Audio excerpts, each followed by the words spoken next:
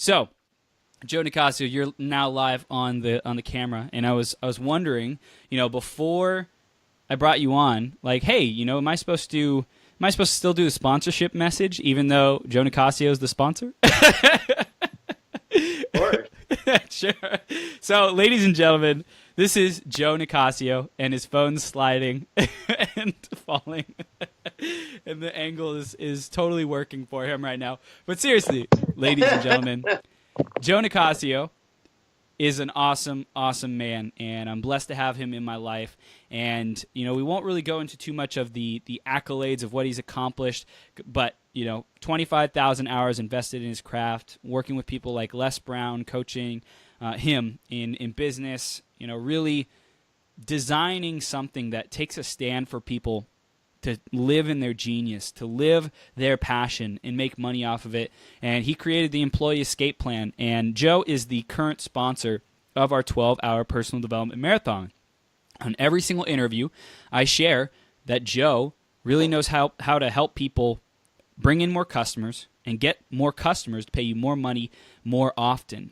So if that's something that you really want, freaking stick around, number one. But two, have a conversation with Joe, because his guidance, his wisdom, his lessons, his experience just this past weekend helped Burn It Up Coaching and me really pinpoint how do we convey and articulate our value. So if you've been fuzzy on that, if you have problems in your business, going from, hey, we help everyone, to we help people who are self-sabotaging their success, eliminate self-sabotage, really experience emotional mastery, and exude self-confidence, more self-confidence. Like, if you feel like there's room to grow in how you position yourself, if you feel like there's room to grow in your business and having it have the traction that you want, Joe is one of the best business problem-solving experts that I know, if not the best. So really stay tuned for this. Today we're going to be talking about delegation, and how if you wait to delegate, if you hesitate, if you don't know how to start systemizing your business and teaching other people how to do it, whether that's bringing on interns for free, building a virtual team, building an actual team, hiring employees, whatever it might be, if you don't do that, it's really going to hurt you long term, because the faster you can get into that mentality of being a business owner who owns a business, who delegates, who systemizes, who doesn't try to wear all the hats all the time, the faster you'll be able to get to that place of flow and freedom. Speaking of flow and freedom, Joe, before we start diving into delegation, the theme of today is flow, hustle, and flow. So I want to hear what your distinction is between having things be all about the hustle, all about the burning it up, all about drive and build and kind of that masculine energy, as well as the side of things that are more about the flow state, more about creation, more about attraction, manifestation. I'm curious, like, what's your perspective on those two dichotomies? Sure. We've been taught to go, go, go, chase, chase, chase. Go after it, and make things happen. And there's some wisdom in that. But there's also this other side where you allow things to happen, and like God will reveal the next step to you as you keep going. So there's this ability to move forward by putting your foot on the gas, but there's also this ability to watch the landscape and see what evolves in front of you. And that actually ties in really good to the idea of delegation, because we get this idea, that we got to hustle, hustle, hustle. We got to do everything ourselves. In order to do things right, you got to do it yourself.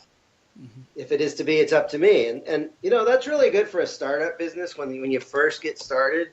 Look at you. It's your determination that's going to create a business. And there is this idea of hustle, but,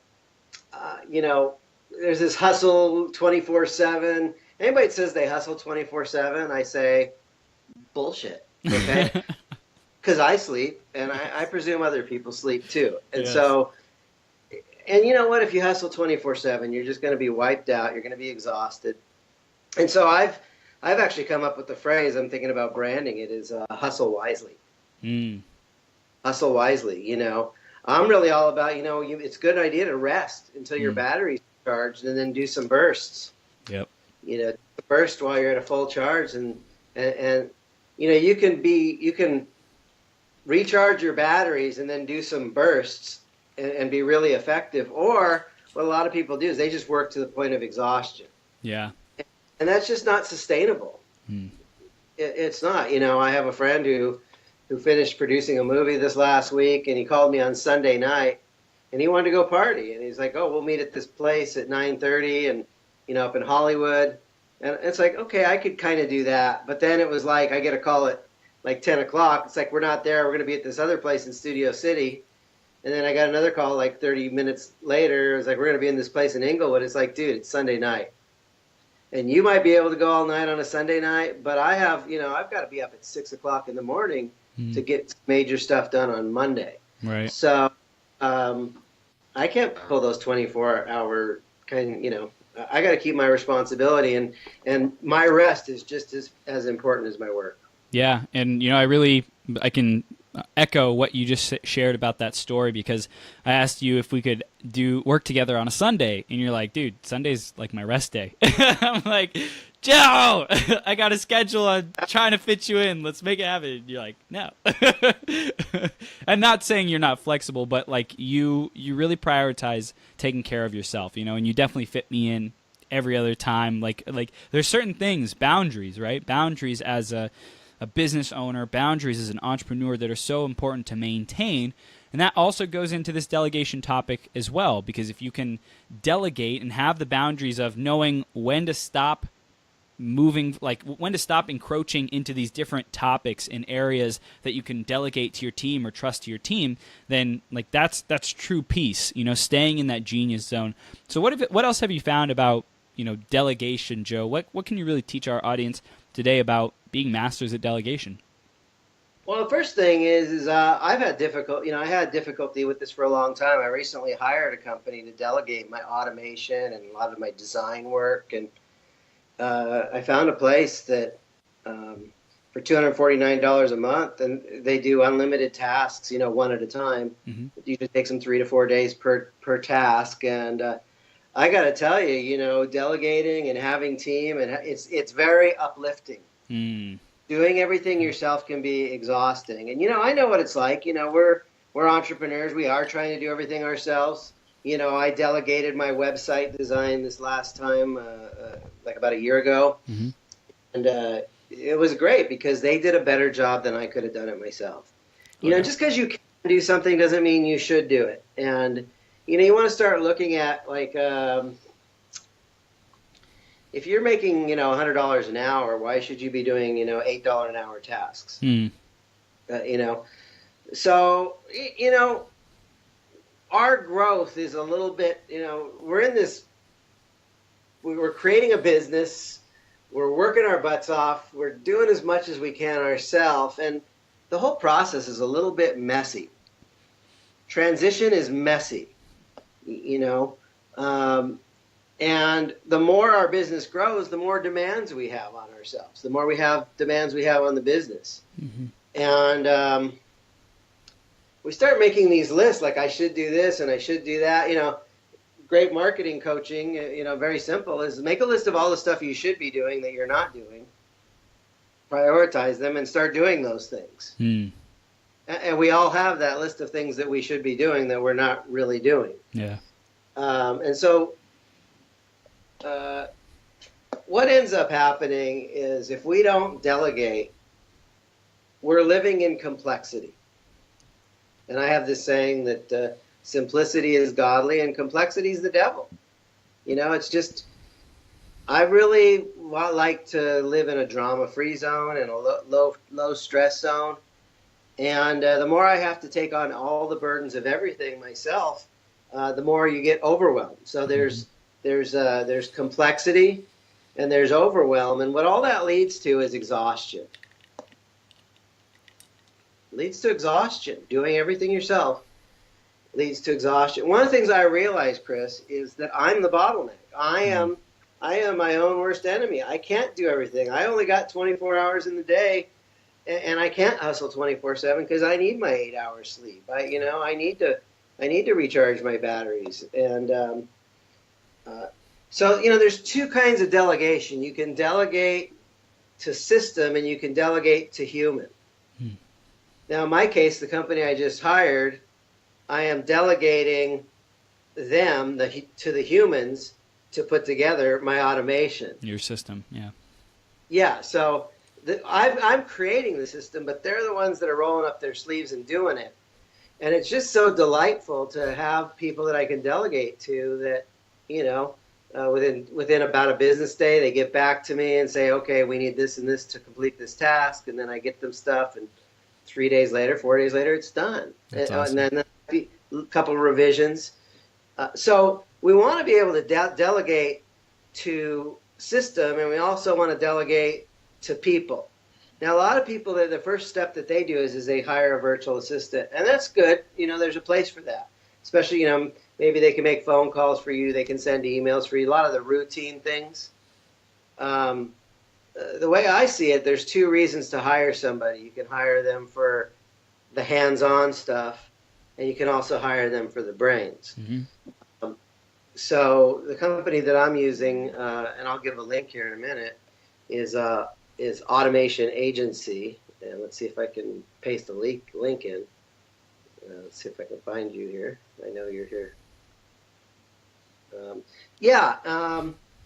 pay them $250 a month, and it makes me so happy that they get stuff done for me. Yeah. It's like I feel like I'm not doing all the heavy lifting anymore. I feel like I have help, and it lightens my load. Yeah. That is an affiliate link. It's not that big of a deal, but Automation Agency. So what do they do? I send them, I need a landing page for a webinar, and I need that to be hooked up to my GoToWebinar integration. They make all that stuff work. Ninja stuff behind the scene. Yeah.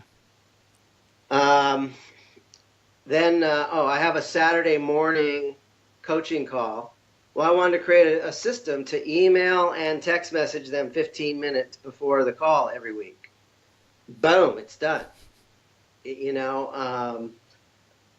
So let's get back into this thing. You want to either delegate to human, or you want to delegate to automation. In this case, I'm getting my automation done through humans that specialize in that. So if you're working with Entrepreneur, or you're working with Infusionsoft, you're working with ActiveCampaign, they're not just typical virtual assistants, but they specialize in this automation stuff. And wow, what a time saver. Now, one of the things that's really cool is I only pay them $250 a month. I think their business model is, if we have 100 people paying us $250 a month, that's like 25 grand a month. And then part of the idea here is we're using what's called geo arbitrage, meaning, in Tim Ferriss's book, 4 Hour Workweek, he talks about, receive money in dollars, live on pesos, and pay people in rupees. Yep. So, I could hire somebody halfway around the world and pay them $250 a month, and for them, that's a really good deal because, like, U.S. dollar is worth a lot. So, right. Also, by doing this, I don't have to be the guy behind the scenes doing the tech work. I can spend my time in front of the camera, on the stage, coaching clients, doing those high-ticket activities, and it makes a big difference. And today it's even easier than ever because we have, everybody's got a smartphone now, and we've got the cloud computing. So it's very easy to say, I need this stuff done, upload it to somebody that's in another part of the world. They get it done, they upload it, and it's like, oh, it's done. So the first thing you want to do is start, when you go to delegate, I like this idea that, what is Santa Claus's secret weapon? Santa Claus has elves. He delegates, okay? So one of the things you want to do is just start making an inventory. What's the stuff I need to get done? What's the stuff I need to get done in my marketing? What are things I need to get done in my sales? What are things I need to get done in my physical health? What are things that I need to get done in, we're all familiar with the to-do list. We need to make a big giant to-do list of every area of our life and every area of our business, and what needs to be done in all the different areas, and then what needs to be done annually, what needs to be done quarterly, what needs to be done monthly, what needs to be done weekly, what needs to be done daily. And then once you get this list of all this stuff that needs to be done, this is where you cross out the word to-do list and you change it to delegation worksheet. And you look at every single thing on that list, and it's like, does this have high payback if I do it? Does it matter if I do it or if someone else does it? And some things you cannot delegate to someone else. Like, you're the only one that can really do it. Right. And those are things that are really in your genius zone. You want to live in your genius zone. You want to live to your absolute strengths. And so we want to use virtual assistants. We want to leverage that. But delegation isn't just about virtual assistants. It's about, like, my friend Michael Levine, I think he's kind of downsized his business a little bit, but he's got a big, giant, Beverly Hills PR firm. And at any given time, he used to have like 100, interns working for him for free. Wow. And he would, he'd buy them meals, and, he had like teams of 2 or 3 interns that would go see movies. He's big in the Hollywood publicity arena, and he doesn't have time to watch every movie, but he needs to know what's going on. So he would actually have 2 or 3 interns go to see the new movie, write a little report, come back, and then just give him a brief on it, so he was up to speed about what the movie's all about. Now, why would somebody want to be an intern? Well, it's work experience. It can give you college credits. If you do a good job, it can, actually be a nice thing to put on your resume. You can make industry contacts. It can actually give you a taste of what it's like to work in that industry. And if you perform really well, it could turn into a full-time job. Mm-hmm. Okay. You need to have your car washed. Well, do you wash it yourself? That doesn't seem like the best use of your time. You could roll into the car wash. You could use one of those little coin things, or, you can pay a neighbor kid $5 or $10, and completely rock their world. They're looking for an extra $5 or $10, and you like really put a smile on their face by letting them help you, and you help them back. So you can exchange favors. You can barter. There's little things, if I help you, if you can help me in this way, I can do something for you. Mm-hmm. Okay. So, but here's the thing is when you got your technology working, and you got your team working, and you got your hacks working, it gives you an advantage that you can start really propelling yourself in your business. And that's exactly what's going on. I've been working hard to propel myself in my business, and I was doing everything. And now I've brought in a team. I brought in some people to delegate to. Mm-hmm. And it's like, because I've let go of that attaching and that feeling like I have to do it all myself, I have gained so much liberation and freedom and growth in my own business. Yeah. I really can resonate with that, because especially about delegating and like expanding, right? When I was putting up inspirational posts on my Facebook, and I brought on someone to really help me out with that and post it automatically and post it to different groups, etc. And so I brought this person on, and I would have to, create and preload and get everything completed so that she could put it out on my social media for me. And this caused me to get so efficient with my time and like time block versus every day creating, every day posting, every day, et cetera, et cetera. And it really allowed me to free up a lot of time. And so I'm so grateful for that. And it started teaching me more about how to delegate, more about how to do that.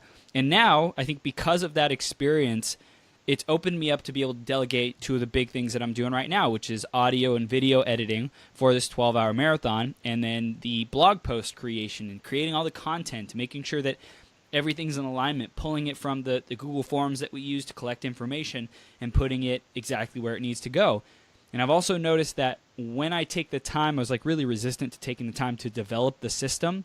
Once the system's developed, I can just hand it off to whoever, and they'll be up to speed by just following the process of the outline of the teaching, whatever I used to teach it. I did it myself. I did one example. I said, here's what I want, here's what I don't want, and I give that to people, and people get it. So just keep developing those systems of teaching. I was really resistant to it at first, but it's like, okay, just get it done once, and then you'll have it, and then you can just hand it off so easily to people and trust that it'll get done right.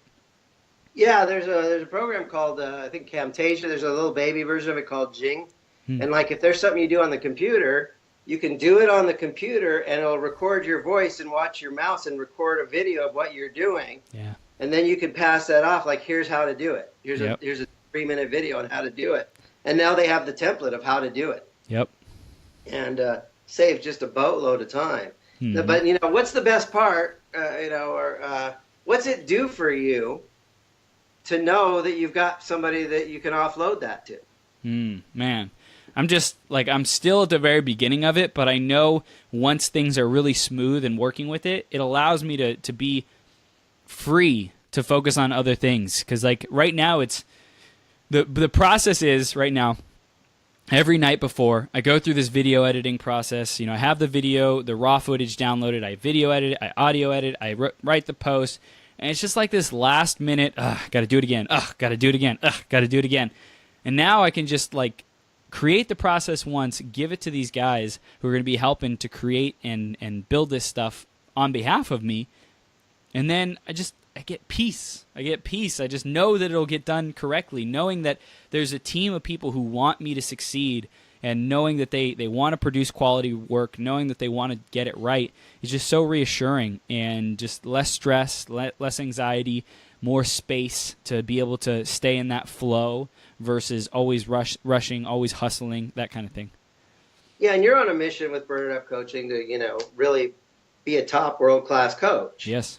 And to really, have a business that thrives. And, you're super busy with your mission. Yeah.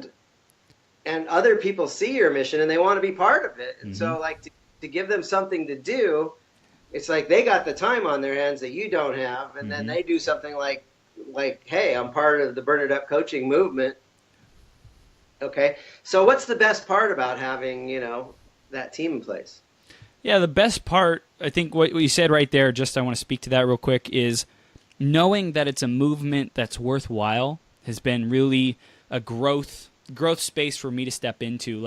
Owning my value has been a super intense journey for me personally. There's people out there who can just go sell left and right and get people involved in their programs, and they just own their value.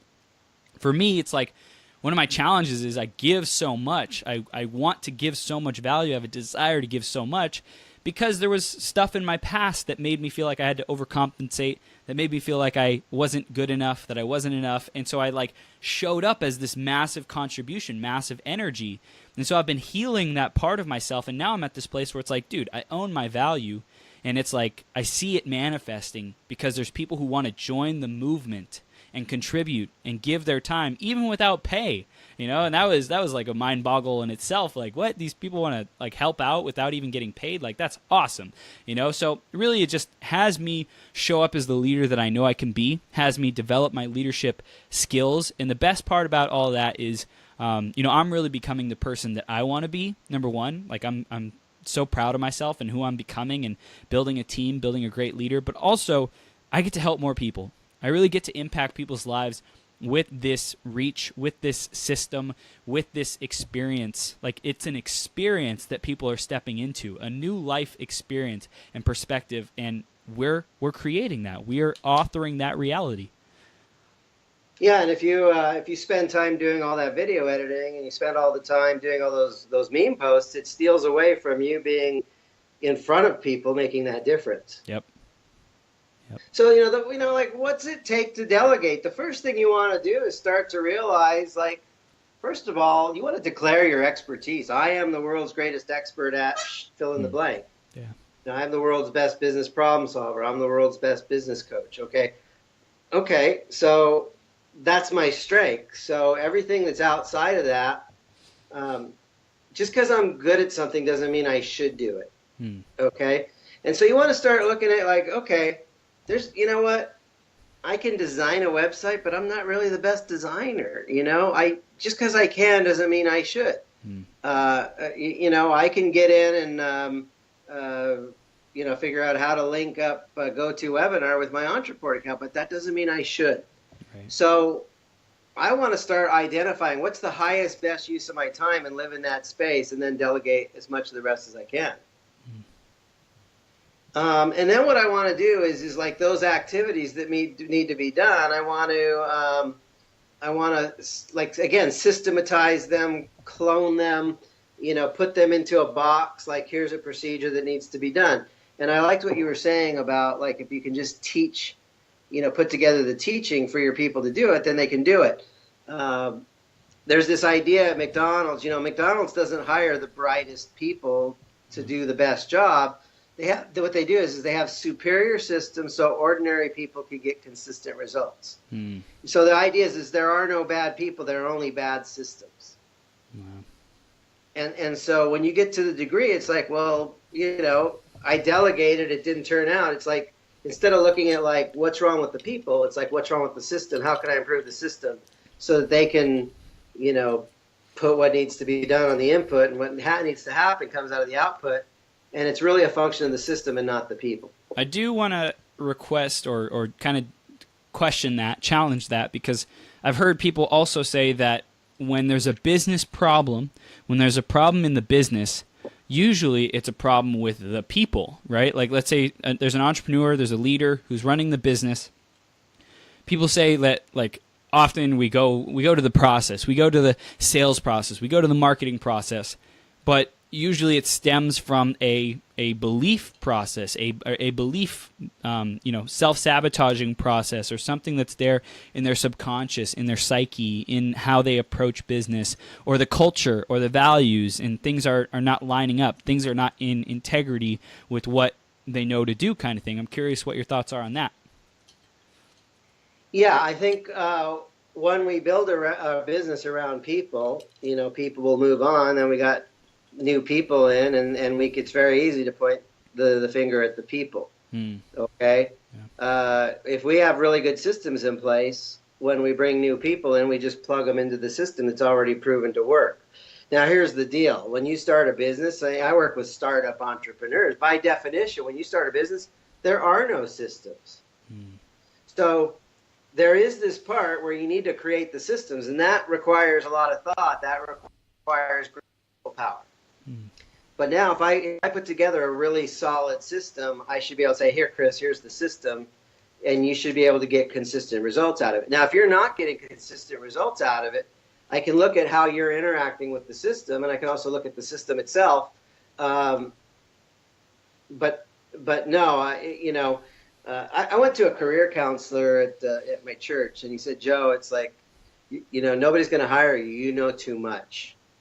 He says, when you get a job, most people want to hire a cookie cutter. They have a cookie cutter position. They want a cookie cutter job, and they want you to show up and just, do your job like we designed it to be because somebody else designed the system. He says, the problem is number one is you look at any system and you want to make it better. If you see a broken system, you want to fix it. And if you can even build, systems from scratch. Mm-hmm. Okay, but the way corporate America has designed things is you show up and this is what you do, and we don't want you to think too much because we've created the box in which you live in. Yep. And so there is a certain amount of, I'm going to create my business by design based on I'm a human being and I want to create these systems. But I'm just telling you right now, if you build your company on people, you're going to get inconsistent results. If you build it on systems, I like being around bright people. I really do. Yeah. Okay. But I also know it's my obligation that if I want them to function in my business a certain way, I need to provide them a path. Yeah. Yeah, absolutely, man. So I guess the core is if the people at the top are not in integrity, if the people at the top have mindset issues, then that will trickle down. That will affect the effectiveness of systems because the people leading are maybe not empowering the systems to be in integrity or to work the way that they were designed.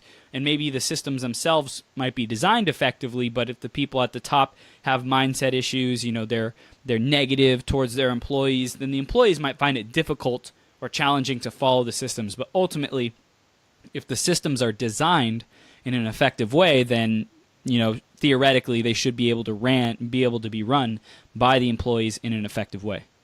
Yeah, now the good news is I work with entrepreneurs, so there is nobody above them. It's like when I talk to Chris Burns, I know he's the head of his business. Right.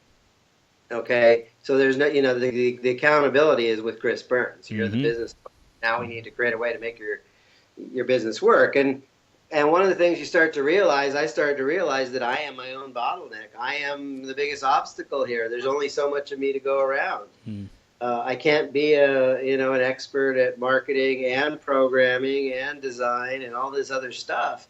So I need to focus on where is my genius zone, and for all the other stuff, I need to get out of the way. Yeah. Wow.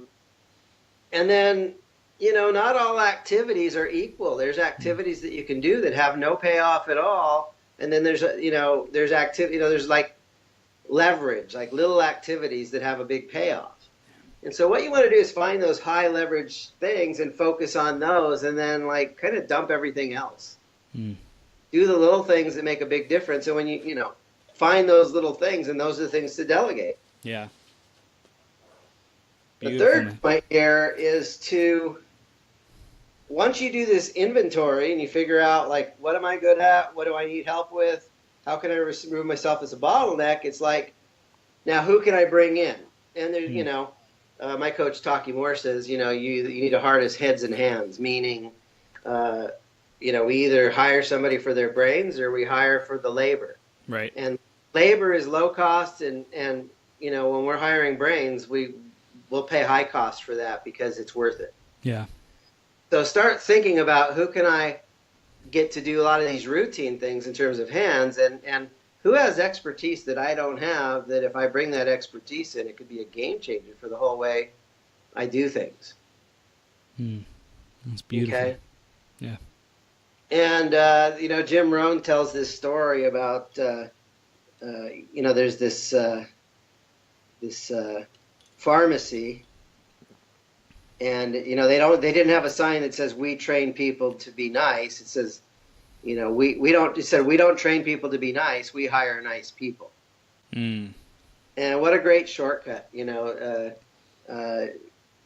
you're going to build a business and you're going to have people around you, hire the smile, hire people that are uplifting and positive and boost your environment. It just, So, and then when it comes to delegating, it's really about, are you going to delegate to a human, or are you going to delegate to a machine? And if you're going to delegate to a machine or automation, are you going to do that yourself, or are you going to delegate to a human to put that machine together? So the first thing to do is start looking at what are your daily tasks, weekly tasks, monthly tasks, quarterly tasks, etc. And what are the priorities of these? And then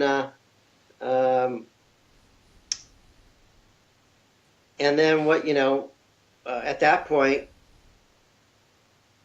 what's the thing that I'm going to delegate that'll make the biggest difference? Now, when you delegate to somebody, there's some really powerful language. First of all, you want to always acknowledge the people that you're delegating to for the good work that they're doing.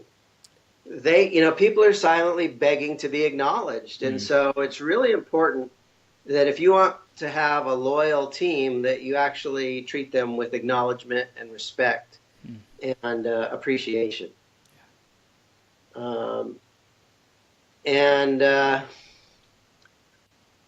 The second language thing that's really important in terms of delegating is the language of clear next steps and by when. So the clear next steps for you is you're going to, put together this landing page, and you said you'll have it by Tuesday of next week. Great. And I told you I would provide you the copy or the language for it, and I would get that to you by tomorrow afternoon. Okay. Now, why is it so important to get clear next steps and by whens? Because if there's no clarity, everybody's wondering, and there's this cloud of ambiguity, like who's supposed to do what when. Mm-hmm. And so when you have that clarity and you've got these basic agreements in place, okay, Chris, what are your clear next steps and by when? Here's my clear next steps and by when. There's a very simple contract going on, and I understand where you're at, and you understand where I'm at. Wow. That useful? Yeah, it's valuable, and especially the clear next steps.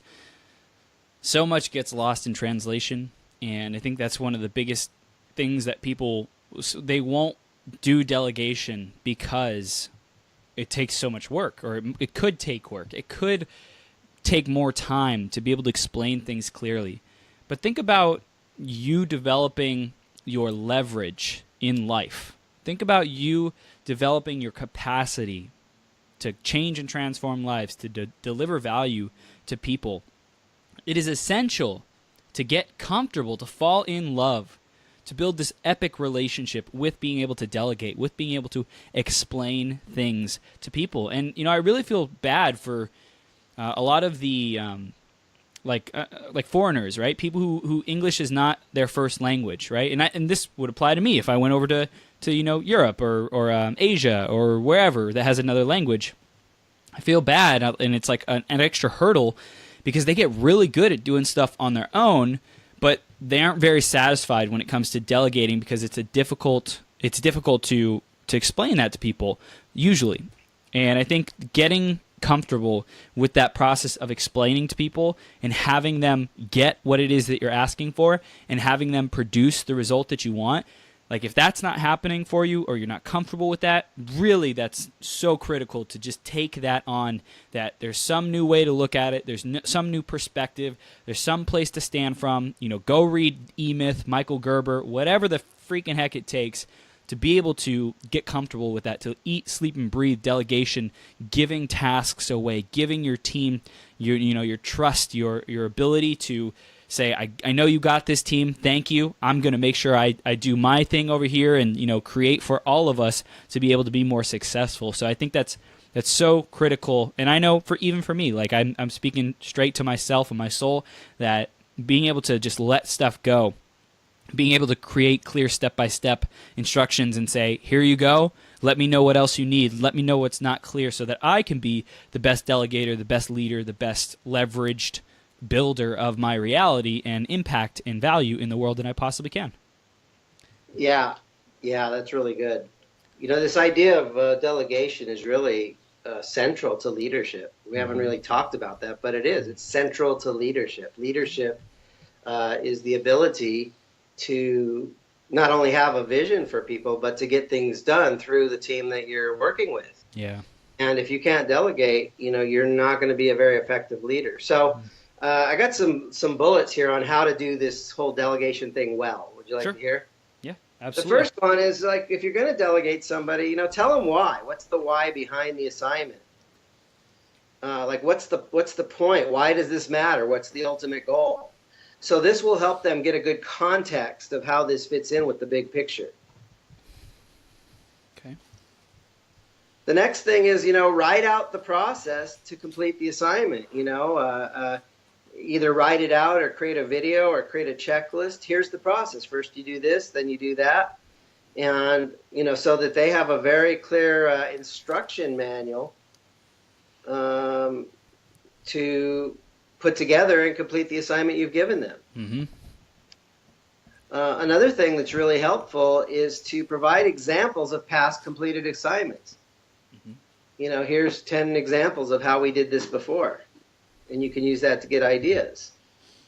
And then you want to set a clear, agreed upon deadline for review and assignment. So this is that clear next steps and by when. Mm-hmm.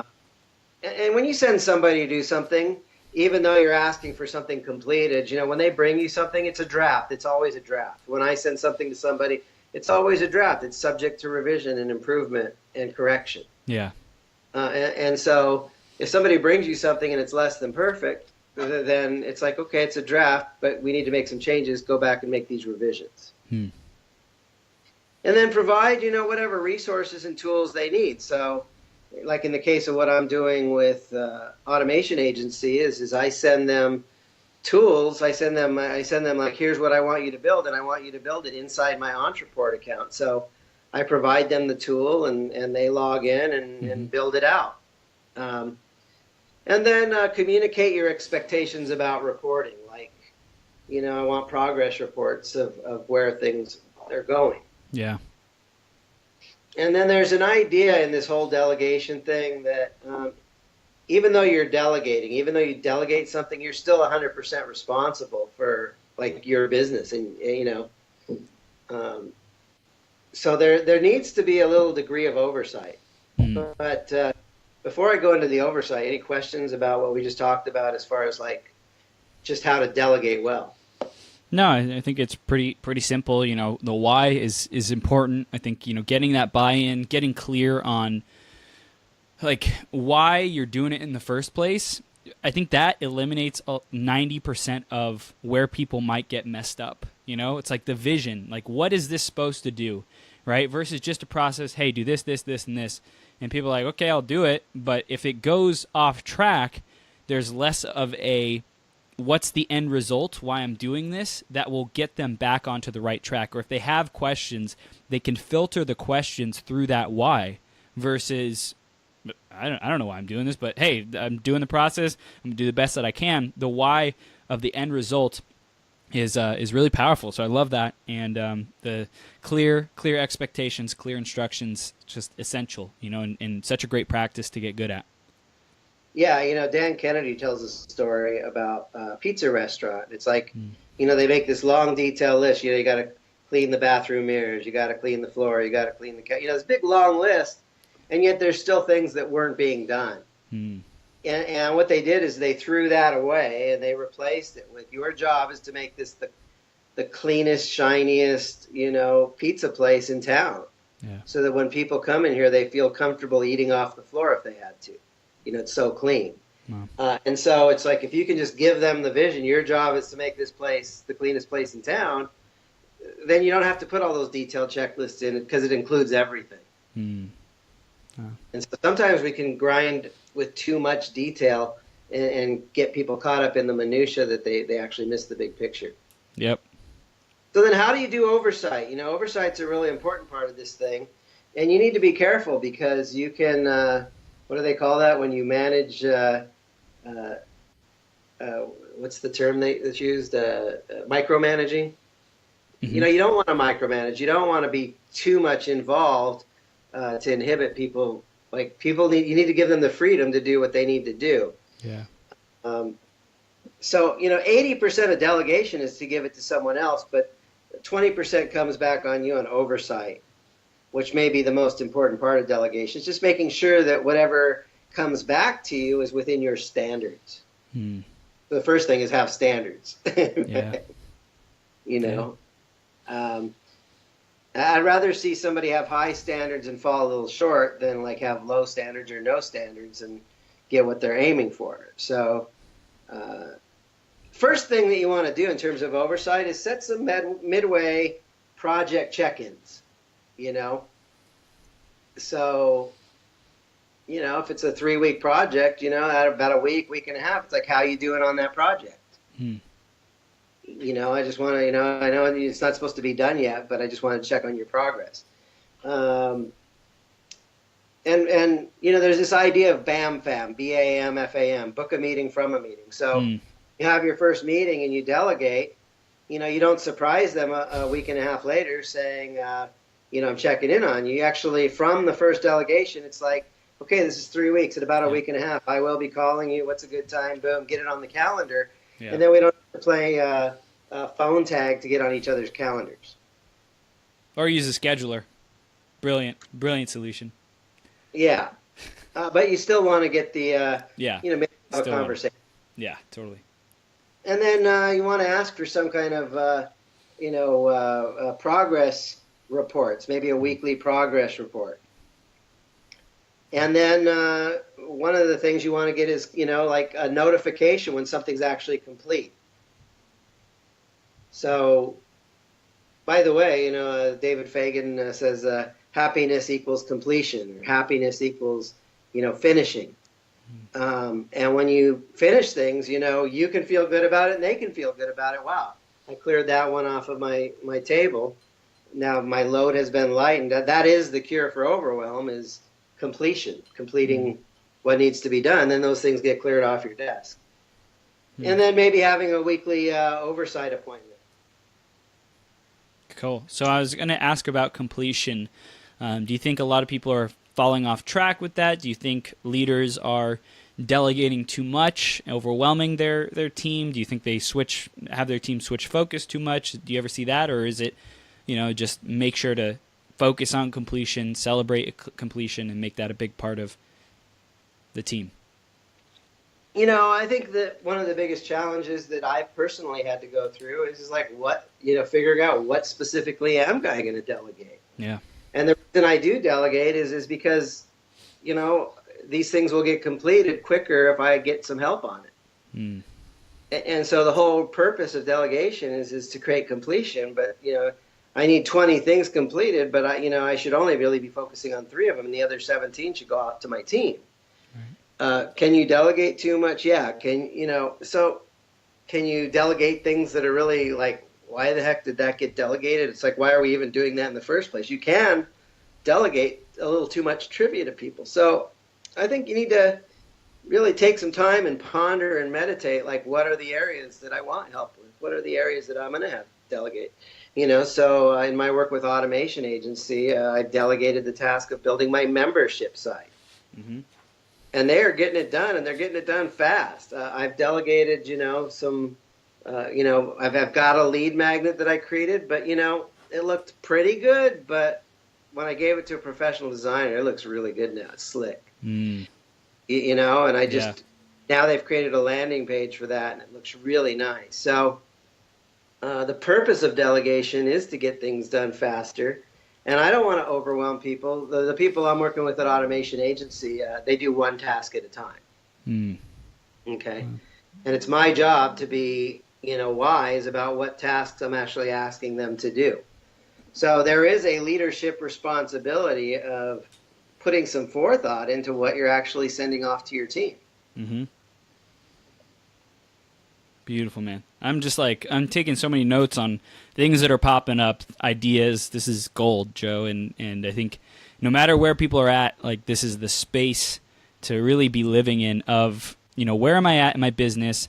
I think it's always a great time to start delegating if nobody has, regardless of where the business is, even if it's, business is still coming into this conceptual place. You can still have people organize data. You can still have people do research on the marketplace. If you're still developing your idea, you can have people create content, even if you don't know what the specific direction is. Obviously, I think the more clear we are on that, the better. But like, really, there's no time that's too early to start delegating, and you can start really risk-free in a lot of different ways with with hiring interns or hiring people or bartering with people who have services that you want, and you have something that they can value or offer or whatever it might be. Figure out ways to create that value exchange. Yeah, I got a couple other clues here on the delegation. Before you even start delegating with somebody, you want to really connect with whoever it is you're delegating with. You want to actually have a little bit of time where you can connect with them. Like, what is your favorite food? What are your hobbies? What is your background? Here's mine. Like, let's share a little bit to get to know each other as human beings, okay? And then, like, having a conversation, like, these are the things that I need the most help with. These are the reasons I'm bringing you in, is these are the things that you're going to be working on. And then we need to really, like, understand, like, what's the best way to communicate? Because we have so many ways to communicate now. We have text, and we've got Voxer, and we've got Skype, and we've got email. And it's like, if I want to be notified about things, I want a text message so I don't have to drop what I'm doing. If a phone call comes in, I have to drop what I'm doing. Yeah. And so, like, here's my preferred way of, like, letting you know what needs to be done. And here's how I want you to communicate back with me in a way that isn't going to tick me off. And, and I want to communicate with you in a way that works for you as well. It's so funny that you say that because in my business, how we're delegating right now, I'm with my business partner Wayne, who you know, Joe, but everyone else who's listening, Wayne is very old school. He is not a super big fan of technology, and he likes things that are like said to him in person. Like the phone must be picked up, and he must be talked to on the phone for things to like really make any kind of progress. And how I've been raised is super technological. I chat in forums. I'm really great at conveying messages with text, and even sending him what seems like the simplest, most explicit, like text instructions. He still has to call me and be like, I don't know what you mean, you know, like, or say I don't pick up the phone. He's like, dude, I don't really know what you mean by this text, or you mean I'm supposed to do this, this, and this? And it's like, dude, no. Like I said it so clearly in the text message. But I'm also working with our team who was mentored by Wayne. So Wayne has mentored two of these individuals who are joining the team. And, I think that they have a style of preferring picking up the phone and talking to them as well. So it's just interesting to find a team that has a good balance, number one, of different communication styles, but also it flows. How do you create that flow with the communication? Maybe it's through sending messages with Voxer. Maybe they need to hear the words to be able to get the tone to be able to understand that. So far, I've been doing texts with them, and there's been a couple miscommunications. So it's like, what's going to really work the best? It's going to be the most leverage that people are going to get, and it's going to be super smooth and easy and as effortless as possible. By the way, there's a tool that I know a lot of people are using. It's called Slack. Yeah. And for teams. And so, you have your emails and your text messages and all that, but it's within the Slack system. So if it's work related, it's on that Slack. So that's like the bat phone or the hotline, or all the work related stuff comes through Slack. So it doesn't get mixed in with all the other stuff. Yeah. But, you bring up a good point too. Like, so Wayne likes to talk on the phone. He likes like a real conversation. So, what you can't do is like, do those meetings on the fly. You need to schedule them. Do you do it last minute? Do you do it in advance? So there's, if you set up like, here's a certain time of day when we communicate, it works a lot better because now you're in sync. Yeah. So the first thing is you actually like need to connect with this person that you're going to be delegating to. And then the second thing is like, what's their role? Like, what activities are they going to be doing with marketing, or what activities are they going to be doing with sales, or what activities are they going to do to serve your clients better, or what activities are they going to do to help the team, or what activities are they going to do with technology, or what activities are they going to do with finance or admin or taxes or whatever. So you got to connect with them, and then you kind of need to like shape, well, what's your role in the big picture, and what's my role in the big picture? And then what we need to do is start establishing like, what are the rituals? Like, what are the first 5 things that I'm going to delegate to you? Or I may delegate them to 5 different people, but you don't want to hit them with 5,000 things. You need to like, what are the top 3? Yeah. And, like if you could just have one person handling your scheduling, just knowing your scheduling's handled. If you could have one person just handling, making sure that emails are responded to, it's just great if those things are handled. And then what you want to do is establish your rituals, like what you talked about. We talked about like Sundays. I time block Sundays. That's the Sabbath. That's where I go and tune into like what is God's will, not just my will. That's my time to connect with God. And then every Saturday morning at 9:00, I got my coaching call for my group. And those are really powerful sessions. So, I time block, Tuesdays and Thursday nights are karate class, and so we want to kind of, like, what's the theme for this week, or what's the theme for this quarter of what we're really focusing on? It might be webinar creation. It might be, but whatever it is, you have a theme of like what you're going to do in the next 90 days or this month. The theme for this month is blank, fill in the blank.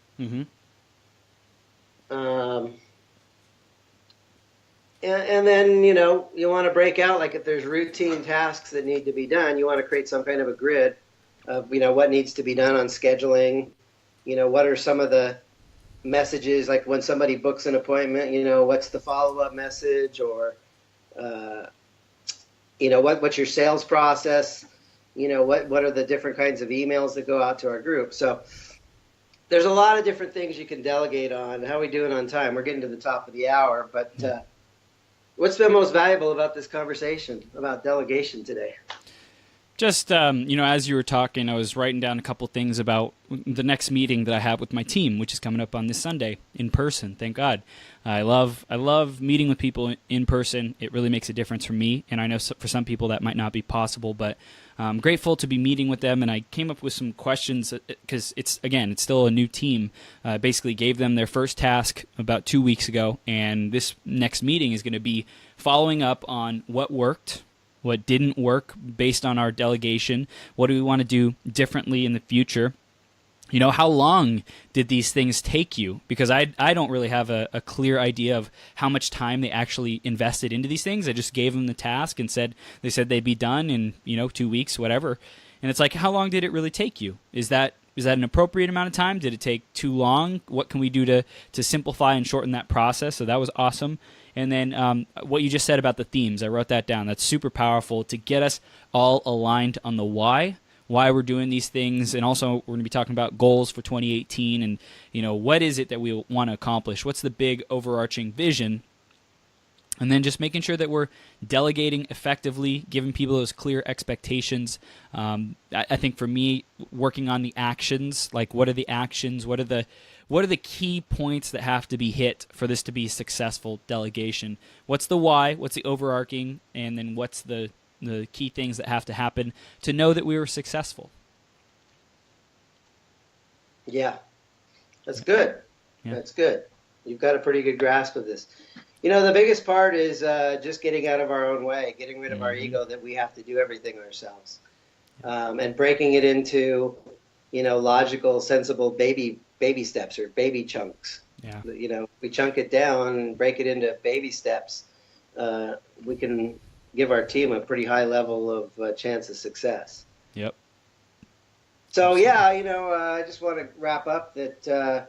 If you want somebody to help you with your automation, I'm not the guy, but Automation Agency, I put a link in. They're great. I love these guys. $250 a month, and they could have charged me $1,000 for all the different projects I've already sent them.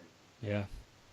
And it's not costing me that. And the real power is they're overseas, and so American dollar goes a long way. They've organized a business model in such a way that they can bring in 25 or 50 grand a month and still make a great profit and really serve their clients. So they're not the only ones. There's a lot of other places you can, there's Fiverr there, that's the super low end. There's guru.com, there's elance.com.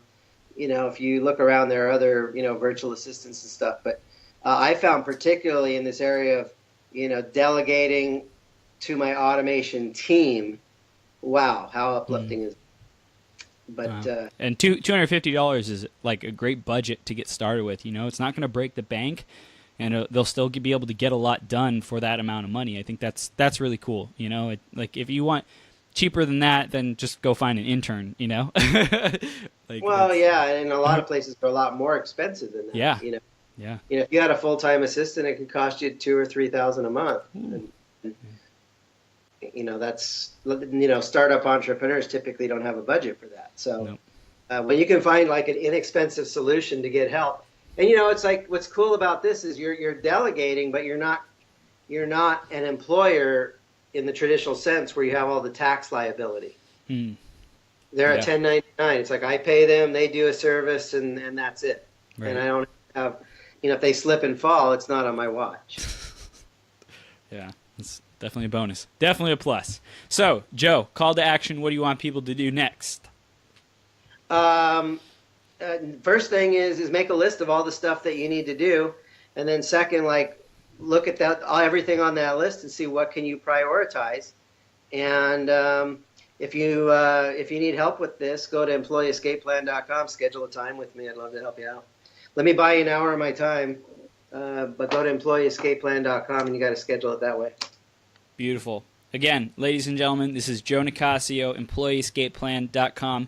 He is the sponsor of the show, so I highly recommend, not just because of a personal standpoint, and I want Joe to succeed, and I want you to go there because I get to feel great because you get to start working with Joe Nicassio and really make a difference, but also because like you get to grow. You get to take a step forward, really develop and design your processes, your business into something that you really love and you love working on. And that's what Joe's really taught me, and to build something that works, is sustainable, and also has me be fulfilled. So, Joe, I really value all of your guidance on here, all the times you've been on the show, and who you are for the world, and it's the stand that entrepreneurs have a life that they love, and people to not be stuck under the burden or of like a job or working for the man, a life that they hate. I think that's something that we're all about, is freedom and creating our reality. So keep helping people create their reality. We appreciate you, and we'll see you soon, man. See you soon. All right. You take care.